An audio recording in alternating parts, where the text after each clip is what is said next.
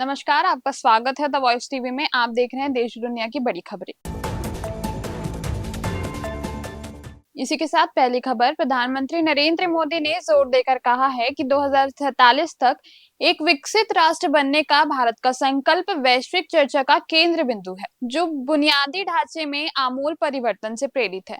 नरेंद्र मोदी ने कल पश्चिम बंगाल के दुर्गापुर में 54,000 करोड़ रुपए से अधिक की विकास परियोजनाओं का शिलान्यास, उद्घाटन और राष्ट्र को समर्पित करने के बाद वे बोले, जो क्षेत्र के बुनियादी ढांचे और आर्थिक विकास को मजबूत करने की दिशा में एक महत्वपूर्ण कदम है।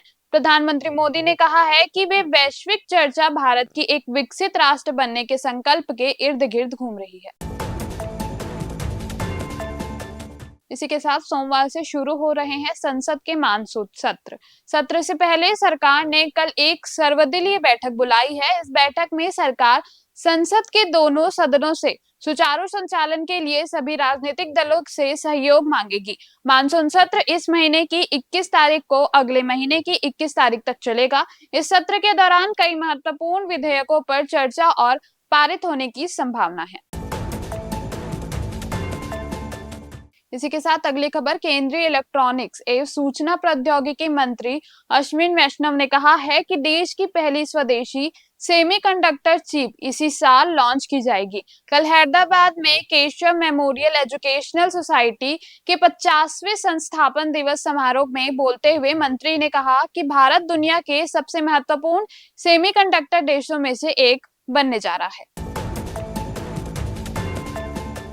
इसी के साथ विदेश में अमेरिकी राष्ट्रपति डोनाल्ड ट्रंप ने अमेरिकी डॉलर से जुड़ी क्रिप्टो करेंसी के लिए एक नियामक व्यवस्था बनाने हेतु एक कानून पर हस्ताक्षर किए हैं। जीनियस एक्ट नामक यह विधेयक सदन में 308 से 122 के भारी बहुमत से पारित हो गया है, जिसमें लगभग आधे डेमोक्रेटिकन सदस्यों और अधिकांश रिपब्लिकन समर्थन का प्राप्त हुआ है।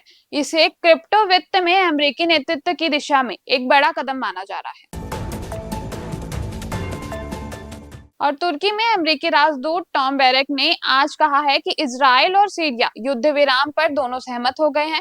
इजराइल ने दावा किया है कि ये हमले अरब धार्मिक अल्पसंख्यक दूत समुदायों के रक्षा के लिए किए गए थे। सीरिया के लंबे समय तक शासक कर रहे बशर अल असद के पतन के बाद सरकार समर्थक बलो अल डूस के बीच संघर्ष में कई लोग मारे गए हैं।